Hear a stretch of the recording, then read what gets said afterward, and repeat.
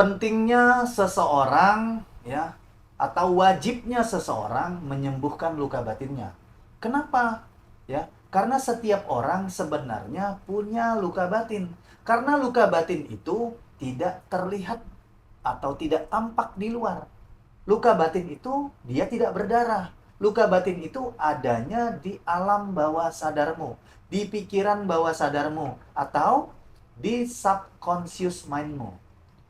Ya, kalau kita muslim, di mana? Di dalam kolbumu, di dalam hatimu.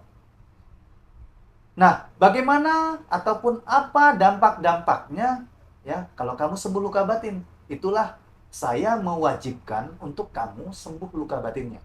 Assalamualaikum warahmatullahi wabarakatuh. Bersama dengan Abdul Rais, terapis mental kesehatan.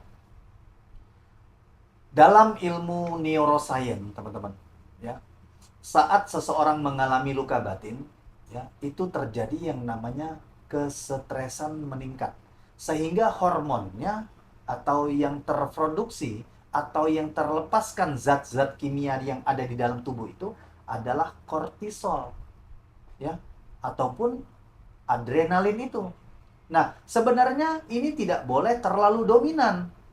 Yang dibutuhkan oleh tubuh kita adalah hormon-hormon kebahagiaan seperti dopamin, serotonin, oksitosin, dan lain-lain.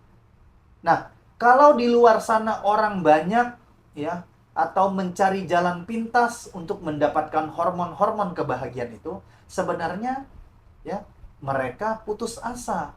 Mereka tidak tahu jalan keluarnya, tidak punya pemahaman tadi di bawah sadar sehingga mencari jalan pintas yang akhirnya ada larangan dari kita sebagai muslim dan kita sebagai warga negara Indonesia itu, ya.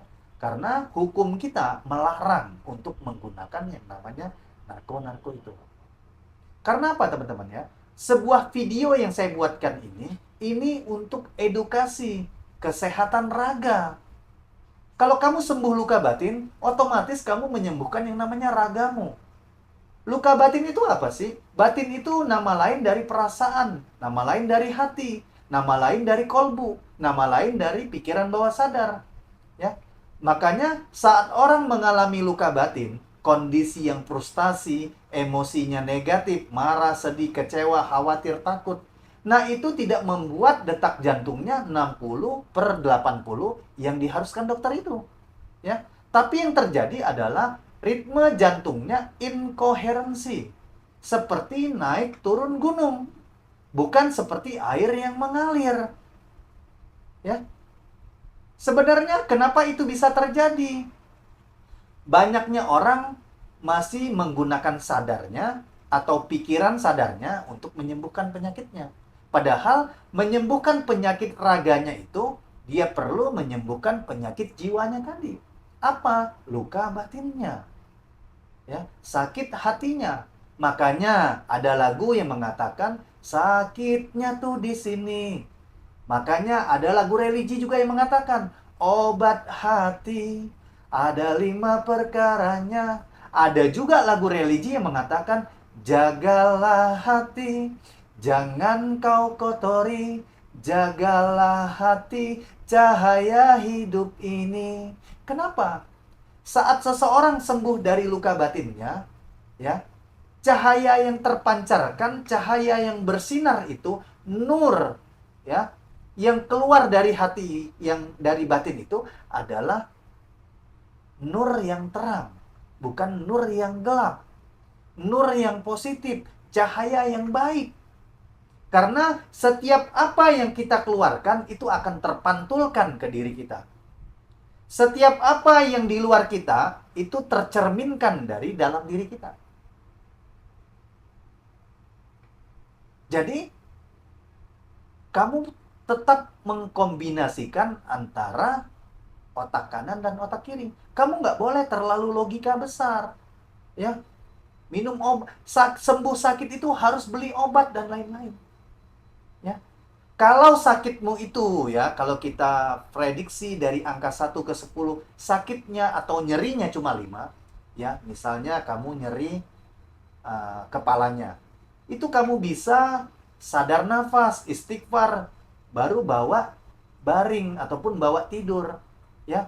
Sadar nafas dengan tarik nafas menggunakan hidung, tahan sebentar, lalu hembuskan pakai hidung. Lakukan secara 3 kali. Minum air putih yang cukup, ya. Nyeri fisikmu akan mudah hilang, seperti sakit kepala tadi.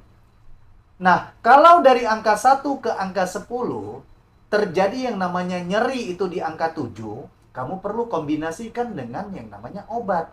Carilah obat nyeri yang bisa menghilangkan nyeri sementara itu.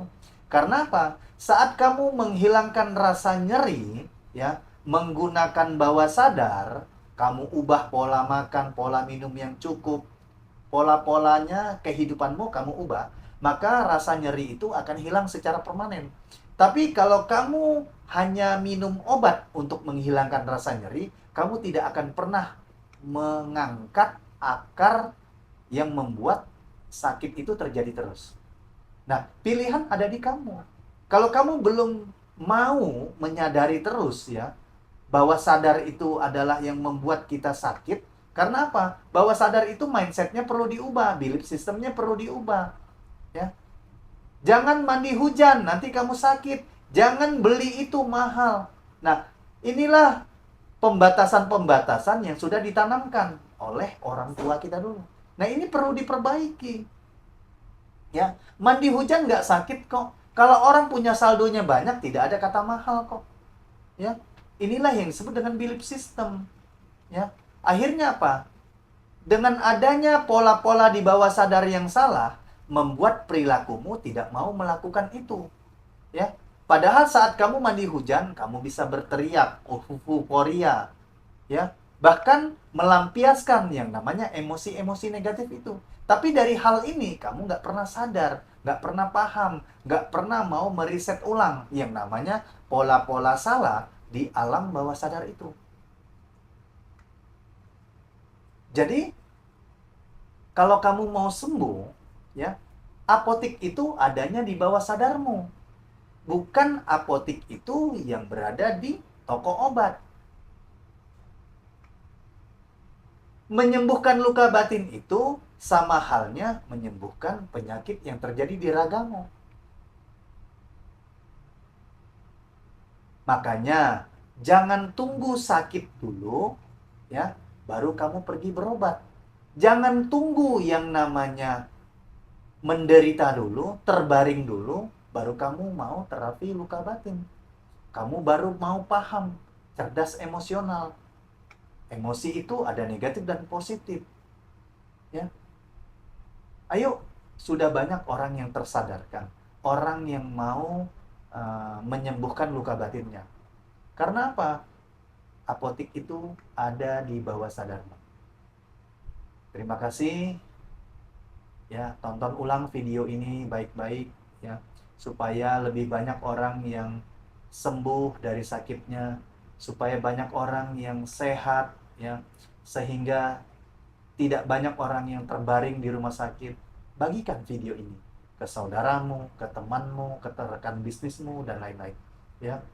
Sehingga apa? Kamu juga akan mendapatkan yang namanya pahala. Jangan lupa like, comment, and share. Terima kasih, bermanfaat. Wassalamualaikum warahmatullahi wabarakatuh.